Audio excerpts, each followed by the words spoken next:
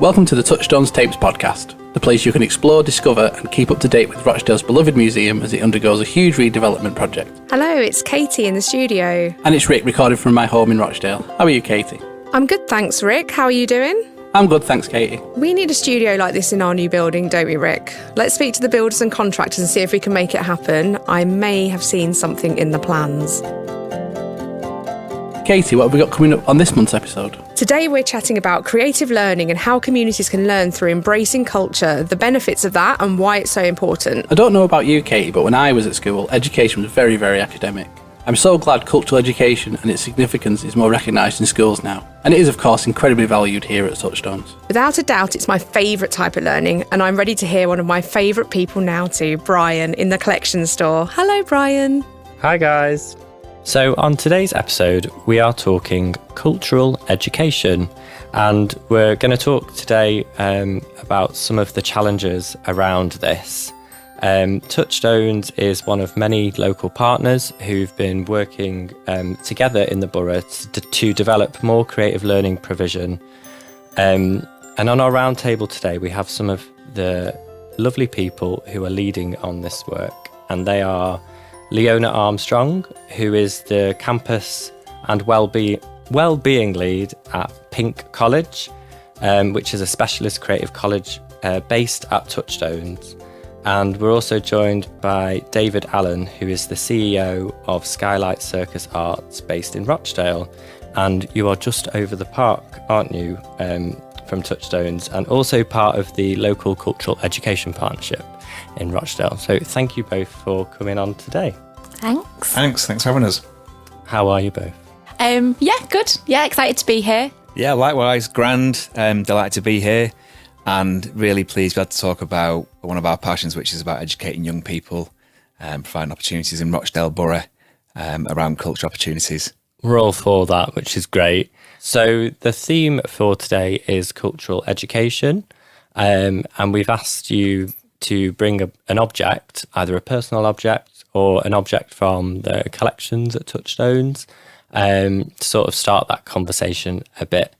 So I didn't know if either of you wanted to start by talking about your object and kind of like how that maybe relates a bit to the theme. Sure, I'll go. I just brought a humble juggling ball in beautiful Skylight red, because it's a lot easier than carrying that massive painting that Leona brought with her today. This is something that is probably quite recognisable to most people. It's the basic piece of kit for Circus, which of course is what we are focused on, but a lot can come from this. It costs about £2 or £3 to buy a set of juggling balls, or you could perhaps use apples and oranges at home or in the school canteen or wherever. But from this, we can get amazing results with young people. We can engage them to getting involved in arts. It's quite an easy way in to have people messing about with these. You can start off with one, start off with two, just a simple exercise around catching things. And it can end up improving concentration. It can end up with the way we use it in our workshops to improve the way people communicate, young people communicate. So this is why I brought this. It's quite an inspiring little thing. I always kind of find little things like this that have a bigger role and a bigger purpose. Quite interesting. Amazing. I love that you've picked that. It's such a simple thing that just really shows the impact of that and how it relates to learning. I could go into a lot of detail. I'm sure we'll get into it at some point, but it is the bedrock of what we do, and we were based around. It isn't circus for circus's sake. It's circus with a purpose, if you like, and we were based off trying to educate people, both in sort of community settings, but also informal settings as well, and that just began with things like that. It looks like a cricket ball as well, which someone did think it was before, but it's not. So it is a juggling ball. But I think that's really simple things really show how we can provide cultural provision in lots of different ways. And cheaply as well. And cheaply. £2 a set. And what school can't afford that? Our education team can't afford to invest in that sort of thing to improve motor skills, concentration, social engagement, conversation. I've got some stats here that provided to us by the Early Help and Schools team around a programme that we did recently with them. I won't go into those in detail now, but I'm sure it'll come with conversation. But we do help people improve their speech and language through using little things like this. Yeah, I'm fascinated by the creativity and also the impact that little ball can have. I mean, I could talk about it in much more detail if you wanted. Please do. Leona, do you want to talk about the object you've... Yeah, sure. got So I've today? picked an object from the collections at Touchstones. I think we feel really lucky to be based at Touchstones and to be able to go and see the exhibitions and go and see the collections, and our students and our team members to be inspired by the surroundings around them and the artwork they're surrounded by. So it felt right to kind of pick one from the collection. So I've picked a piece by the artist Jack Crabtree, and the piece is called The Pressure of One's Environment. And it's quite a large scale painting, but initially what drew me to it was kind of the colour and composition that's been used. And then I recognised the title. And for me, that's kind of why it's so connected to what we do at Pinc College, but also cultural education as a whole, that pressure of one's environment, and how education, traditional education and mainstream education can feel like a very pressurised environment that isn't right for everybody. And the environment we try to create at Pinc College within the building of Touchstones is an environment that hopefully feels a lot less pressured, a lot more inspiring. It gives students that space to create, and it should feel more like an artist studio rather than a classroom, and hopefully takes away that pressure they may have felt at previous education settings where they've been prior to Pinc College. Brilliant. Thanks for sharing that object. And I love the link to the work that Pinc does. I'll probably ask both of you this now, because I know you've touched on, really closely to the objects and how that relates to your work, but just give us a bit more about what Pinc is, and for you, David, as well, what Skylight does overall, so our listeners can learn a bit more about what you provide. Yeah, sure. So Pinc College is a specialist creative college for neurodivergent young people. So we predominantly are a post-16 provision, working with young people aged 16 to 25. We mainly do studies of art and digital art, so students can come to us and they can achieve qualifications in those subjects. We also offer maths and English as well, and work experience placements, which is another crucial link to the Touchstones building, and those cultural connections that our students can have. So students kind of find their own personal journey to Pinc, but we hope that our offer is a really supportive and engaging space. We are able to work with them on their preparation for adulthood, speech and communication, levels of independence, increased self-esteem and self-confidence, all through the fact that they're engaged in art and digital art, and they're able to make, and we've got some students that love art but haven't been able to do that at previous education settings because either that's not been on the timetable, or the teachers have said that student's not right for that subject. So we're able to give people the opportunity to express themselves and expose them to what's out there for opportunities in the cultural sector and in the arts sector, things that maybe they've not known about before. Maybe people haven't had those aspirations for those young people before. So the fact that we're based in cultural spaces like Touchstones means that we can expose our students to those opportunities and jobs that are within the arts and culture sector. I wish I'd gone first now, because I can't live up to that. I'm sure you can. I'm sure you can. I'll have a go. So Skylight Circus Arts is a small charity. We're just over 30 years old. We're Rochdale born and bred. We do work in the borough, but around Greater Manchester as well, and beyond, in the northwest. And we're probably best known to people around Rochdale for our circus classes and workshops, or they'll see us out and about at events. Maybe some of our participants will be doing performances, juggling, perhaps on stilts, or maybe doing some trapeze work in the town centre or in parks and so on at community days. But actually, we were founded on the basis of education by two people, I think I've got this right, who are still on our board today, with an education background, and they were sort of co-opted into covering somebody who was running some sessions for some people with disabilities who couldn't do them. This is 30 years ago, because they were going on holiday, and they just went to what they know, and that was, well, I'll teach these people some circus skills. And from that sort of initial low-level success of just working with a small group of people, you could see some results straight away and inspired to take their professional circus skills into an education setting. And actually, our official name is Skylight Circus and Education, but we call ourselves Skylight Circus Arts. So we've got education from a cultural perspective in our DNA, if you like, and a large part of our work is going into schools, both in Rochdale and beyond, and offering workshops. And sometimes it's just for a bit of fun, but sometimes it's part of physical education or exercise. But increasingly, we're seeing work around or requirements and benefits around wellbeing, and we know that because we go and work with people, and we can see that. We've been doing this for 30 years, and our creative director Martin Bradford's been doing this for well over 20 years as part of Skylight Circus Art. So we've got lots of experience and lots of soft evaluation from people seeing the benefits in school settings.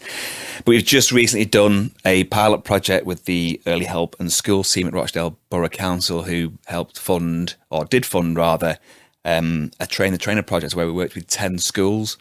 And we taught teachers within those schools in our circus studio in Rochdale Town Centre to learn circus, but to learn how to teach circus skills. And we sent them away with a box of kit, some flashcards and some videos for them to refresh themselves when they had sessions in the school. And we're seeing incredible responses. So these responses are so good that if it was our evaluation, you probably wouldn't believe me, but this has come directly from the education team at Rochdale Borough Council. And for Wellcome scores, which measures speech and language abilities amongst children, about 80% of people that participated saw their Wellcome score increase by up to a year. And that's incredible. That's just from a tiny, tiny project. And there are soft benefits as well about concentration, learning how to mimic, and that's a basic way of learning education is copying people. Increased confidence from learning a skill and mastering that. But we're also seeing things around physical benefits, motor skills being improved. We're also seeing social interaction being improved, which is actually the reason for this project, because it was a response to COVID. So I hope I've kind of lived up to what Leona was saying about Pinc College, but that's the kind of education that we have at our core. It's really amazing to hear about the work that you do, and how you're addressing the needs of young people, and really thinking about that. But I was wondering, what does cultural education mean to both of you? Well, I think there are two things for me. I'm probably preaching to the choir here, but I think we all see value in participating in arts and culture for the sake of it, the benefits that we get from that. And for those people that don't necessarily agree with that or believe in that wholeheartedly, I'd point to lockdown, and everyone suddenly picked up learning new crafts and skills. And the reason for that was about well-being. And that's a massive national experiment, which I wish we hadn't had. But there's proof in the pudding there for non-believers that there's real benefit in being involved in activities. So there's those benefits for me. But then the key thing is about education, access to it. And for us, I'm particularly passionate about careers in creative industries, because I never had the opportunity. Had a great education, but I was being groomed for academic subjects, and that isn't necessarily where I find fulfillment in my career.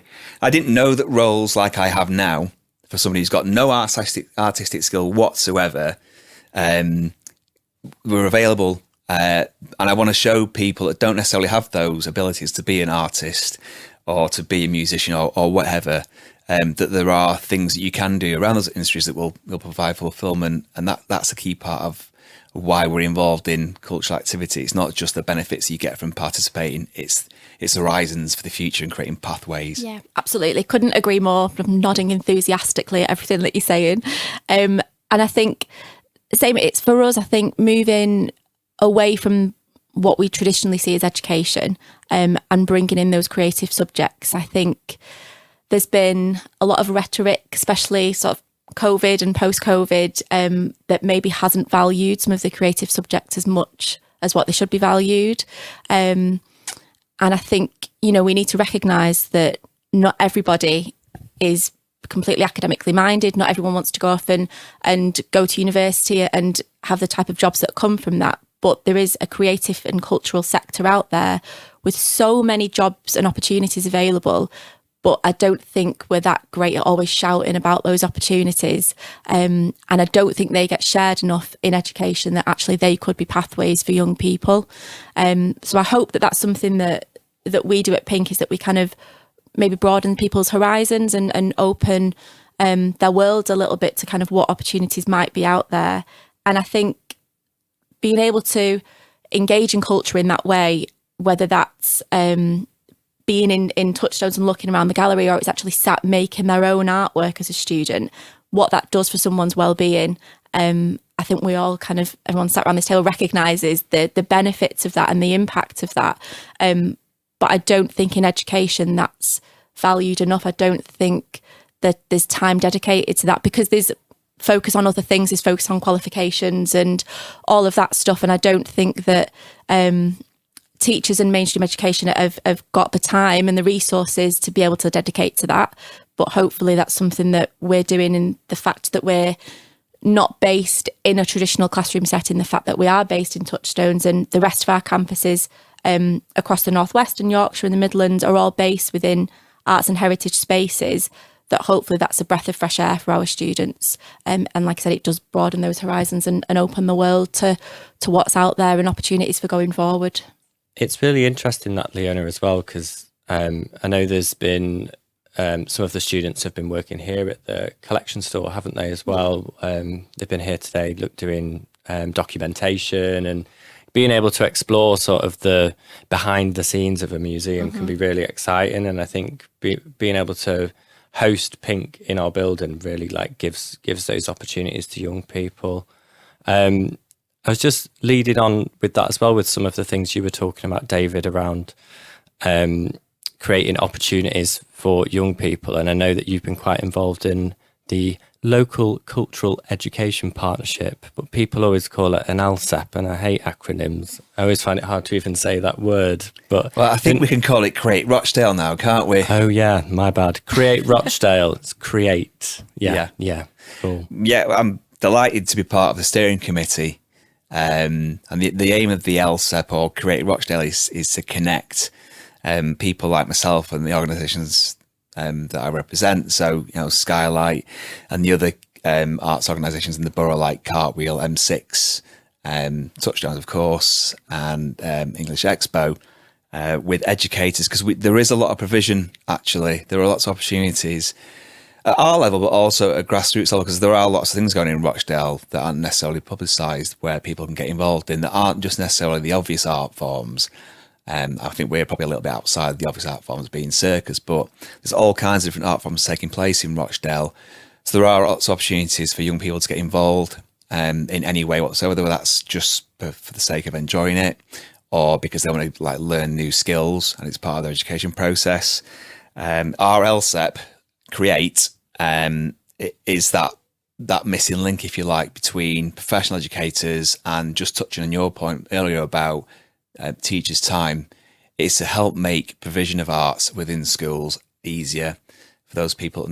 We need to get involved in projects and connecting pupils. It takes a little bit of the weight off their shoulders, because we find that actually a lot of the time in the schools that are engaged in the borough with arts, it's the passion project of a particular teacher or number of teachers, and often they're doing it on their own bat, in their own time.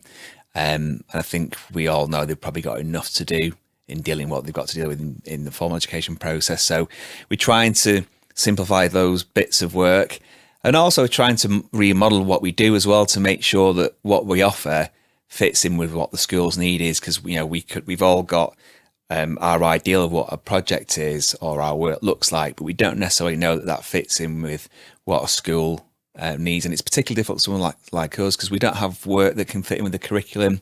It's obviously very different for Touchstones, and you've got that expertise in the house that can create work that slots into history or geography or whatever, but we don't have that with Circus. But it doesn't mean it's not valid as part of the education process, especially in terms of development as well. So we'll learn some skills from being involved in Create Rochdale, that'll help us develop more work and hopefully give more opportunities to people within schools to get access to arts and culture.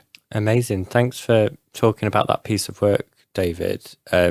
It's something that kind of struck me because I worked on an exhibition a couple of years ago which looked at art education in Rochdale, and specifically looked at the old art school building, which is now behind the town hall, I think, which is now a car park, which is really depressing when you think about it. And that exhibition looked at sort of art education buildings across the north. And there was a photographer that went and photographed all of these amazing, beautiful buildings where there was so much provision for young people, and each town had its own centre for arts education. But the one in Rochdale doesn't exist now. It's incorporated, obviously, within in other like schools and colleges, but it really sort of like brings home like the importance of having that in the centre of a town, and the fact that now we, you know, as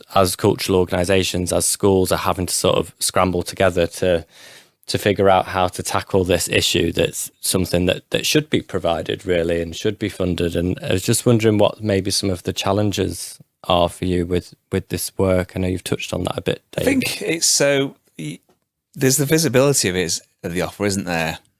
So you've said about a building that's disappeared, and that's a focal point that's gone, that people can see of, oh, that's a building where you can go if you want to pursue these sorts of work or these sorts of activities.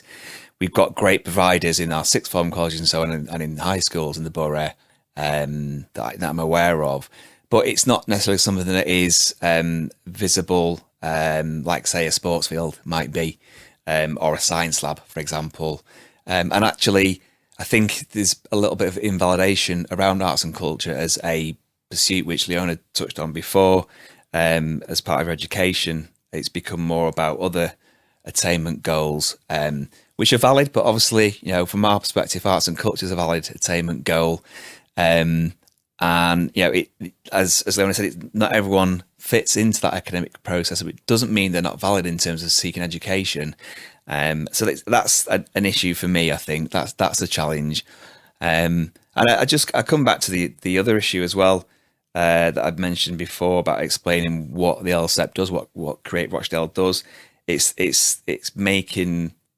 allowing time for people to access activities, and it's proving the worth of them beyond just participation for the sake of it, but some of the measures that I mentioned before about learning ability, concentration, physical aspects, but also development of speech and language kind of stuff. They're the hard things that are difficult to perhaps sell educators on, especially those that are dealing with, you know, providing reports, Ofsted or whatever. I'm not familiar with that side of education, but if you're focused on those sorts of things, you may feel that arts and culture can't help with those overall educational goals, and that's what the LSEP's role is about. And that's the biggest challenge for me, is making sure that there's a space in schools for arts and culture, in terms of the enjoyment and satisfaction that people get out of it, but also its role in the education process. Because I did art at school when I was a kid, had access to other things, at least at junior school, and I feel like those things have perhaps disappeared from the facilities that schools have available to young people. Yeah, I think probably one of the biggest challenges that we found is that we're quite unique in our offer. It was our college lead started it. Started in Macclesfield originally, and it's kind of spread amazingly since then. But because it is quite innovative and it is quite different, there's not really many other provisions out there that offer what we offer, in that we are an art specialist college, and that the fact that we're in these amazing, inspiring spaces, I think that in some ways is just getting people on board to recognise what that is, whether that's the local councils, whether it's the parents and families that we're working with, or it's the students as well. A lot of them have lost trust in the education system, and have been through quite traumatic experiences within education to get to us. So I think part of it is is building that trust to start with, and that, you know, we are different and this is how we're different. But I think people have to be there to kind of see the work that we do and to really get what Pinc College is about, and the fact that being in these spaces does work. It's not a traditional education setting. We've not got these classrooms and staff rooms and lockers and all those things you'd maybe recognise, but we provide what education should be. We provide learning experiences, learning opportunities. We provide SEND support, speech and comms support. All of those things are there, just in potentially a different format.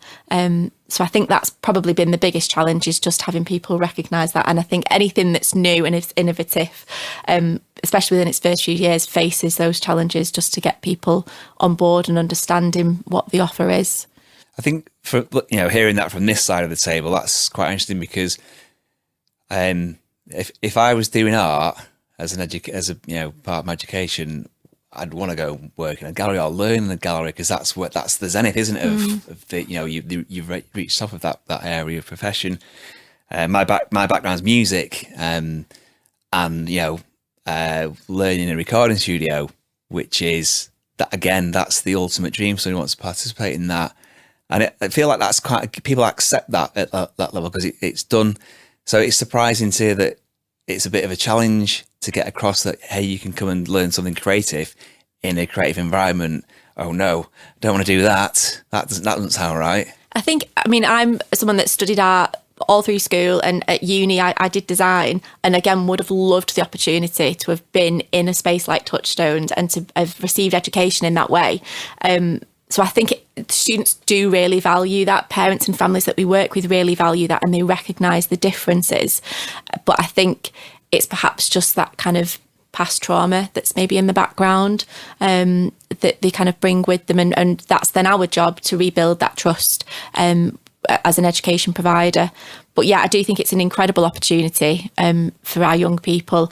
And like what Bryan mentioned before, we've had students that have gone on to supported internships within Touchstones, and they can really hone their craft and their skill at what they do. They've very talented young people, and their expertise really work with the work within the museum and within those creative sectors. But as we've kind of touched on already, maybe aspirations haven't been high enough for them. Maybe they've not been exposed to those opportunities before. Yeah, I think I think what's really strong though as well, what I'm getting from both of you, is that idea of partnership working and coming together, and that idea of having a hub and existing, like creative education, cultural education can exist as a hub, not necessarily as a place as such. You can make that happen across in lots of different spaces and places. It's something that, like, going back, I always keep referring back to this exhibition, but it was just really interesting to think about the loss of an art school. But even when that art school was lost in, say, like the 80s in Rochdale, it still existed. There were still creative people there doing amazing things and creating opportunities for people. But they were doing that because they still were resourced and they were still funded. So I think one of the biggest challenges is you constantly having to fight a battle and sort of talk the talk about why it's important, but we all know why it's really important, don't we? So you're constantly having to justify yourself. I can't believe I missed the funding issue. I always bang on about funding, because that's a problem in the arts, because it's it's criminally underfunded, and the model's not necessarily great. I wouldn't say so. That is a challenge, and that's why we work in partnership. But also because we recognise we don't have that expertise in every area.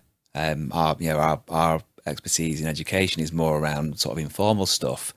So we need people like Leona who have more of that formal education experience, but also access to people who can provide access to young people to run programmes. That's the key reason for us working in partnerships. And also, it's just, you can put something stronger together, can't you, by taking a little bit of experience or expertise from another organisation, and you've got a better programme. Because ultimately, we want to make the offer that we have as strong as possible in terms of its benefits for educators and for pupils.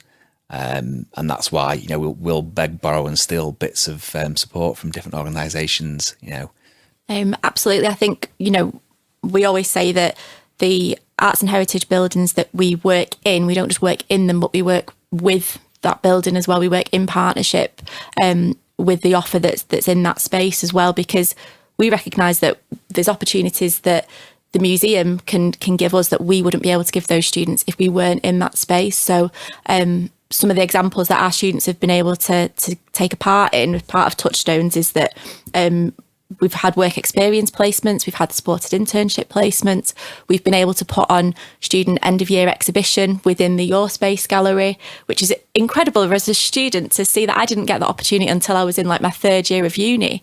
But for them to have their work exhibited for the general public to come and see that and appreciate that. We've been able to take part in markets where students have been able to make products and sell their own products, and get to see not just the exhibitions, but kind of the behind the scenes stuff, the install of those exhibitions. We've had talks with creators and artists, and we recognise that we couldn't do those things unless we had a really strong partnership with Touchstones and with the other organisations that we work with. Because like you say, it makes that offer for those students so much better. It really elevates what we do, and provides those with those opportunities to really explore what it means to be in those spaces and to have that cultural education. I think it breaks down some of the barriers, doesn't it? Because sometimes I feel like people feel like art and culture isn't for them. It's something that other people do with more opportunities. And I think it can be probably quite... I mean, when I go into Manchester Gallery now, I get a little bit nervous. I feel like a bit of an outsider, because I didn't grow up in that environment at all. It wasn't something that was part of my life as somebody growing up in any way whatsoever, whether at home or school. So I just get that thing of, I've got to be on my best behaviour. I've got to feel like, look like I know what I'm talking about, or I'm doing the right things when I'm looking at a painting. And that's wrong, isn't it? It's for everybody. So I think if you can put an education programme into a gallery, job done. I mean, straight away you've got, it's a place for those people now, isn't it? As it should be. And they've got that confidence to go into a space and create work in that space, which I think isn't necessarily there generally. Yeah, absolutely. I think these spaces are so important, and they are supposed to be community hubs, really. They're supposed to be accessible to everybody. But we do have to recognise that there are barriers to those buildings for certain people, especially for young people in our communities that might just not have the opportunity to go there very often, or might not feel that that space is for them. We have to recognise that that's there. How important is cultural education for the students? Because I know the students you work with are neurodiverse, and how important is it, this work that you're doing for them? The thing that ties all of our students together is their love and passion for art. So regardless of whether they were coming to Pinc College, they would be making art at home in whatever way, shape or form they could. But I think the fact that our cohort is neurodivergent, perhaps in previous education provisions, they've not had the aspirations given to them or the opportunities allowed for them to really express that. And it's not just seen as something you can do at home. It's not just seen as a hobby. Actually, this could be the thing that you do going forward. So we've got students that, given the opportunity, have been able to sell their own artwork. They've been able to exhibit their own artwork, recognise that there's other opportunities within the cultural education that isn't just making, there's behind the scenes stuff as well. I think the exposure to all of those things is crucial for our young people, because I just don't think that, I think all young people, neurotypicals as well, don't get that exposure to cultural education and the opportunities that are there. I know I didn't when I was at school, but particularly for our cohort of neurodivergent young people, it's showing them that there are things that they can do going forward. There is a future for them. We have really high aspirations for the young people that we work with, and art isn't just a side thing. That can be the thing that you do. That's the thing that you're passionate at. It's the thing that you're really good at. So why not do that going forward? Whether that's volunteering somewhere, whether that's working as a self-employed artist, it's working and making your own artwork to sell online or at stores. All of those opportunities are out there for people, but they just need a little bit of support to be able to get that and to maybe identify that that's something that they can do and they can have a future in. Can I just say one thing on that related to that? So we do quite a lot of work with people like neurodivergent, but it's our funding for that is through the NHS. But those people are also in education. So why aren't we being funded back for education purposes for those programs? I'll probably get shot for saying that, but I just think it's important to say that it's not a necessarily a health intervention for young people with those needs. It's also an education intervention, isn't it? Absolutely. And a life intervention as well. Because there'll be so many young people within schools that haven't got a diagnosis yet and don't have an educational healthcare plan that would really benefit from that, but they won't be funded by the NHS, they'd be funded by education, and they're going to be missing out on those opportunities. Yeah, I think funding is the biggest issue for a lot of this work, isn't it? And it's something that needs to be recognised more. Just wanted to ask both of you, just thinking forward within our new building at Touchstones, as we are closed now for redevelopment, what kind of things do you hope to sort of experience in the building based upon the work that you do, and what kind of things we could see happen or make happen in the future? I'll go first because I feel like Leona will have something better than me to say. So I'm going to let her end the podcast because let's end it on a high. But from my perspective, we love going out and about doing stuff. That's what we love, taking Circus to people.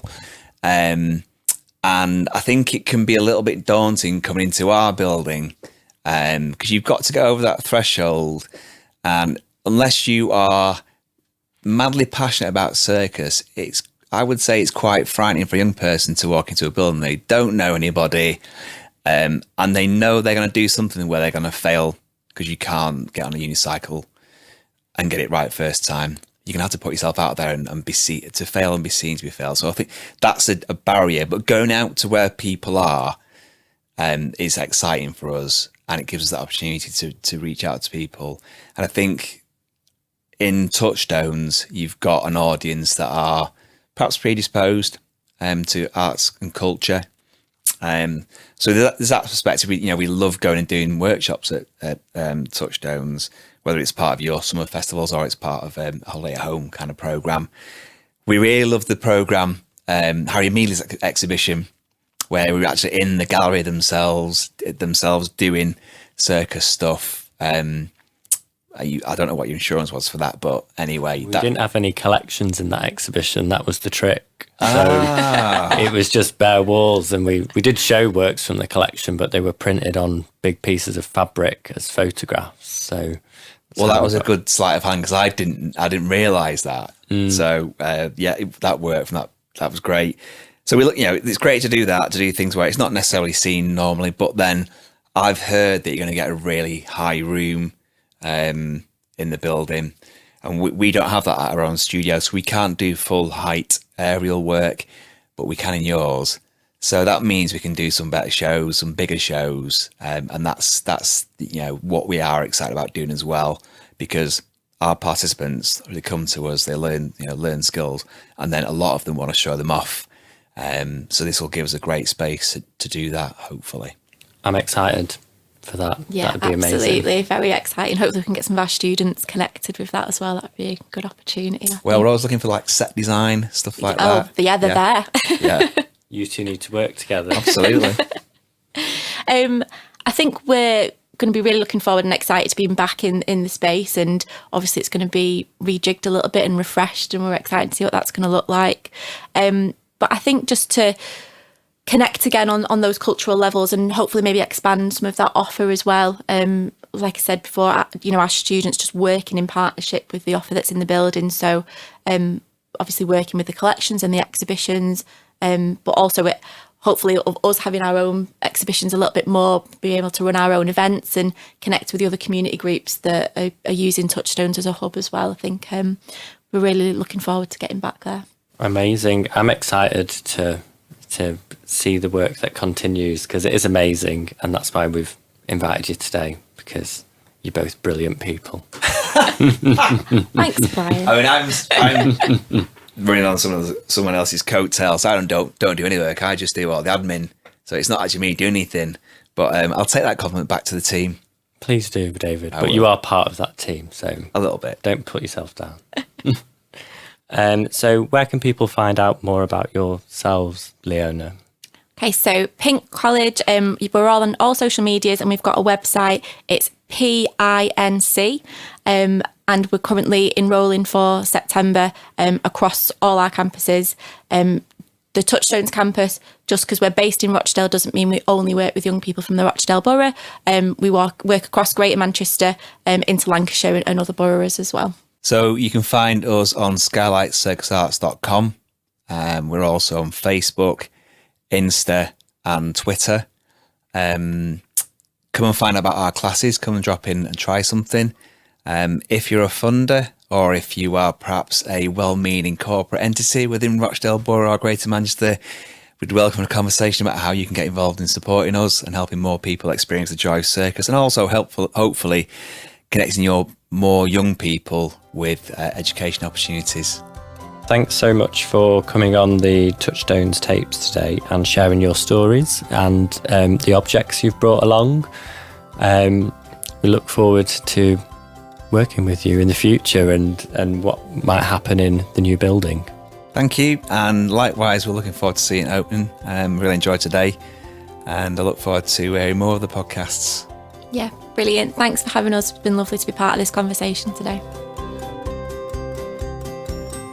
So that was such an interesting conversation, and thank you to our amazing guests that have given such incredible insight into what cultural education really means. Back to you, Katie and Rick in the studio.